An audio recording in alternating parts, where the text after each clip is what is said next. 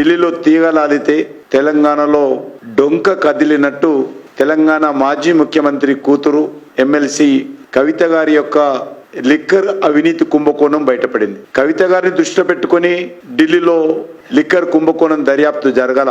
ఆపు ప్రభుత్వంలో జరిగినటువంటి లిక్కర్ వ్యవహారంలో ఢిల్లీ ప్రభుత్వానికి సంబంధించినటువంటి అధికారులు ఫిర్యాదు మేరకే, అఫీషియల్స్ యొక్క ఫిర్యాదు మేరకే ఈ యొక్క లిక్కర్ కుంభకోణం పైన దర్యాప్తు జరిగిన విషయాన్ని ఈ సందర్భంగా మనం చేస్తా ఉన్నాం. ఢిల్లీలో కేజ్రీవాల్ గారు ఢిల్లీ ప్రభుత్వ లిక్కర్ పాలసీ మార్పులు చేస్తున్నప్పుడు ఈ యొక్క పాలసీ మార్పులో కేసీఆర్ కుటుంబం యొక్క హస్తం ఉన్నట్లు ఆ మార్పులో ఇచ్చినటువంటి సలహాలలో కేసీఆర్ ప్రభుత్వం యొక్క పాలసీలకు సంబంధించి అక్కడ కూడా అమలు చేసే విధంగా కేసీఆర్ కూతురైనటువంటి కవిత గారి నేతృత్వంలో పూర్తిగా పాలసీ ఏర్పాటు చేయడానికి అన్ని రకాలుగా సహకరించారు.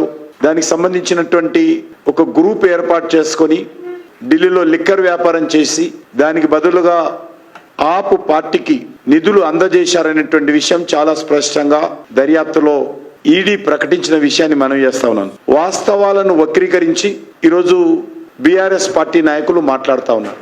బీజేపీకి కానీ కేంద్ర ప్రభుత్వానికి కానీ ఈ యొక్క లిక్కర్ వ్యయంలో జరుగుతున్నటువంటి దర్యాప్తు విషయంలో ఏ రకమైనటువంటి సంబంధం లేదని మేము పదే పదే చెప్తున్నప్పటికీ కూడా Congress party, BRS party, Mamata Banerjee లాంటి వాళ్ళు ఈరోజు బీజేపీని విమర్శిస్తున్నారు. నేను మళ్ళీ ఒకసారి ప్రశ్నిస్తున్నాను మాజీ ముఖ్యమంత్రి గారిని. మీ కూతురు అరెస్ట్ అయితే మాట్లాడలేదు, మీరు అందరూ ప్రశ్నించినా మాట్లాడలేదు.